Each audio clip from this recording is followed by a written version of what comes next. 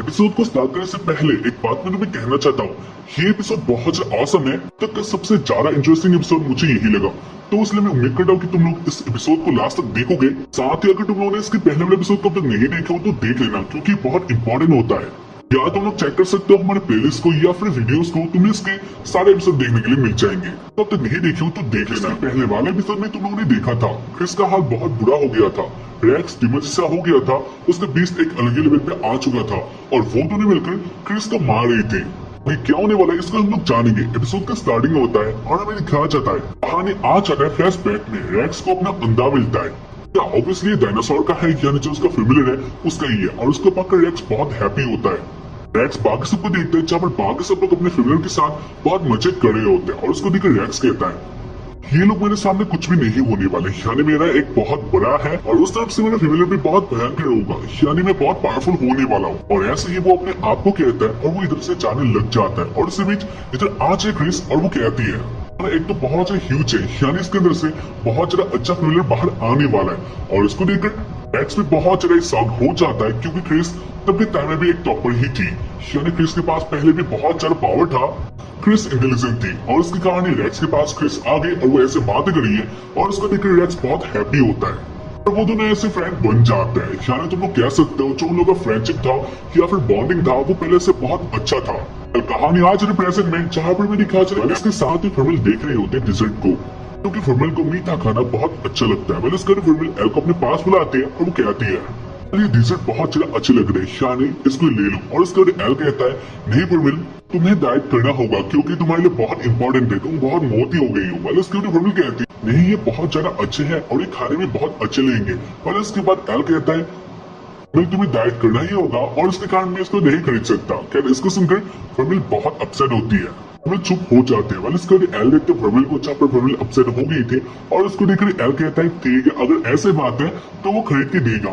और इसके कारण ही एल अपने डिसीजन को बदल लेता है, यानी वो अपने वॉलेट में निकालता है इसको खरीदने के लिए, और वो देखता है उसके पास पैसे बहुत कम थे, और उसको देखकर वो कहता है उसके पास पैसे नहीं है, यानी वो इसे नहीं खरीद सकता। और इसको जानकर फर्मिल बहुत गुस्सा होती है और उसको सुनकर फर्मिल फिर से अपसेट हो जाती है। इसके बाद बहुत सारे वेजिटेबल को लेता है और वो कहता है ये बहुत अच्छे हैं, यानी ये बहुत यमी है। और इस कहता है बहुत ज्यादा बच्चों जैसे कर रही हो, छोटे बच्चे हो क्या। अब भी फर्मिल नहीं मान रही होती है, और उसके कारण एल कहता है अगर ऐसे बात है तो ठीक है मैं तुम्हारे लिए एक को खरीद के दूंगा। और इसको जानकर फर्मिल बहुत हैप्पी होती है और वो एल के पहुंचे, और उसके लिए और इसलिए ही मैंने ये सब किया। इसके बाद एल कहता है क्योंकि हम लोग पब्लिक में है, साथ ही जो बहुत सारे लोग हैं जो हमें देख रहे हैं। और वो एल के बहुत ज्यादा पास आते हैं और वो एल का माना चूसने लग जाते हैं। जब इसको चूस कर फर्मिल को बहुत मजा आता है और वो कहती है ये बहुत ज्यादा अच्छा है। इसके बाद वो लोग ऐसी बातें कर रहे होते हैं, और इस बीच इधर आ जाए रेक्स का फ्रेंड, और वो बहुत ज्यादा जल्दी में होता है, और वो इधर आके कहता है थैंक गॉड मैंने तुम लोग को ढूंढ लिया। इसको देखकर एल कहता है वैसे क्या हुआ, यानी तुम यहाँ जल्दी में क्यों हो। और उसके बाद रेक्स कहता है उसका ब्रो बहुत बड़ी मुसीबत में है, यानी वो ट्रबल में आ चुका है, उसका कंडीशन बहुत खराब है। इसके साथ ही में दिखा चले उसे सीन में, यानी रेक्स अब भी क्रिस को मार रहा होता है। रेक्स कहता है क्रिस हाँ मैं चाहता हूँ तुम मेरा लीडर हो सकते हो या फिर तुम बहुत से इंटेलिजेंट हो और तुम मुझसे हमेशा आगे रहते हो, लेकिन तुम आज का टाइम देखो, तुम मेरे नीचे हो, मैं तुम्हें मार रहा हूँ। ऐसे ही रेक्स कह रहा होता है और उसको देखकर क्रिस को बहुत गुस्सा आता है, और उसका क्रिस अपने ही अटैक कर देती है। जो क्रिस का अटैक होता है वो रेक्स को लग भी जाता है, लेकिन इससे रेक्स का कुछ भी नहीं होता, बल्कि जो उसका पावर होता है वो एक और स्टेप ऊपर चला जाता है। उसका जो मुंह होता है वो अब फुली डेमन हो गया। उसके बाद वो क्रिस के पास आता है और वो क्रिस को एक लात मार देता है। उसका इम्पैक्ट बहुत ज्यादा था और उसके कारण क्रिस का हाल और भी ज्यादा बदतर हो गया था।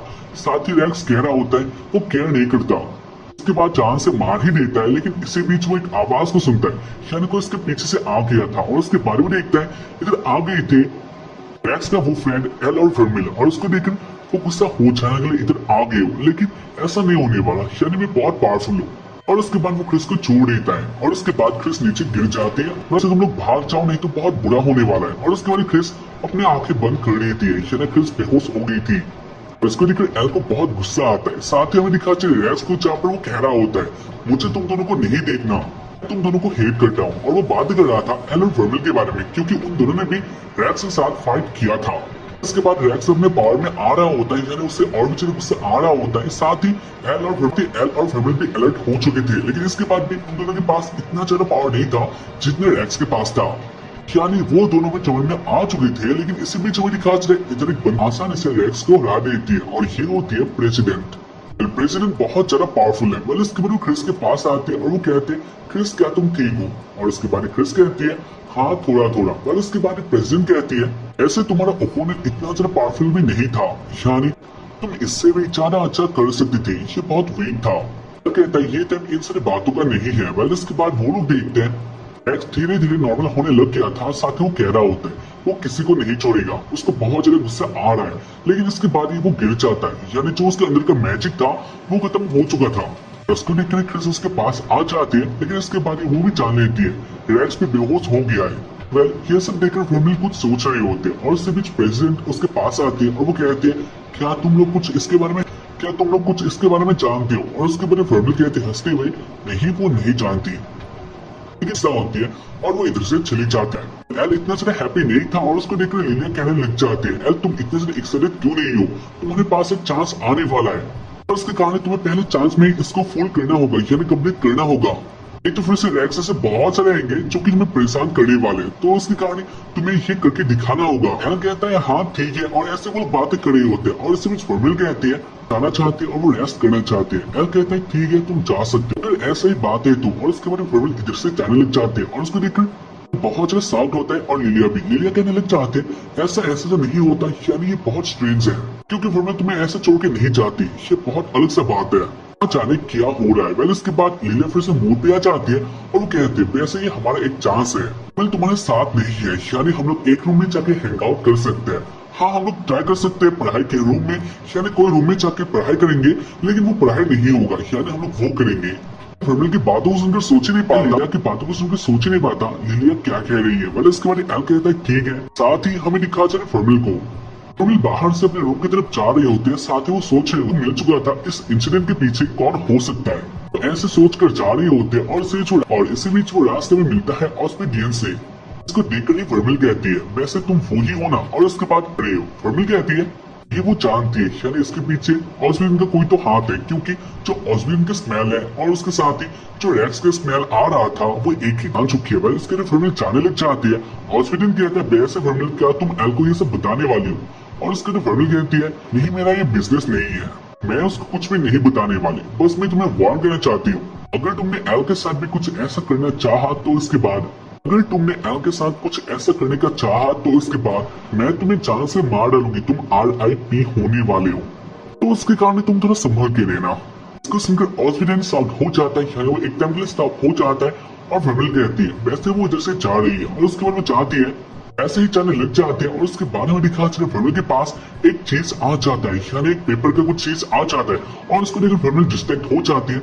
और इसी बीच ऑस्पिडियन उसके बहुत ज्यादा पास आकर और उसके बाद ऑस्पिडियन फॉर्मल के अंदर एक ड्रग इंजेक्ट कर देता है, और उसको जाने के बाद फॉर्मल ऑस्पिडियन को दूर कर देती है, लेकिन ये बहुत देर हो चुका था, फॉर्मल उस ड्रग से इन्फेक्ट हो चुकी थी। साथ ही फॉर्मल बैठ जाती है, ऑस्पिडियन हंसता है और वो कहता है तुम अब मेरी बात मानने वाली हो, फॉर्मल तुमने जो कहा था तुम वो वही करने वाले हो। जहाँ पर फॉर्मल धीरे धीरे अपना कंट्रोल खो रही होती है। पर इसके बारे में दिखाया जाता है स्टडी रूम में जहाँ पर लिलिया एल के साथ पढ़ाई कर रही होती है, वैसे स्टडी नहीं होता, यानी तुम लोग कह सकते हो लिलिया एल के साथ कुछ और ही करना चाहती थी, लेकिन एल नहीं मान रहा होता, और उसको देखकर लिलिया को बहुत गुस्सा आता है और वो कहती है अगर तुम उसके साथ कर सकती हो तो मेरे साथ भी कर सकते हो।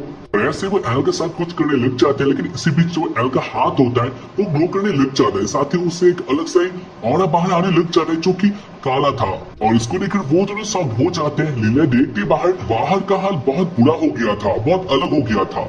प्रेसिडेंट एक टेबल में होती है, अचानक से वो भी शॉक हो जाते हैं, उसको मैसेज हो जाता है कोई भयंकर माना बाहर आ चुका है। साथ ही हमें दिखा चला जो क्रिस होते हैं वो भी अचानक से साउंड हो जाते हैं। वैसे वो रेक्स के पास थे, साथ ही जो इधर बाकी सारे स्टूडेंट होते हैं वो लोग भी जान लेते हैं इधर कुछ तो ऐसा हो रहा है जो कि अच्छा नहीं है।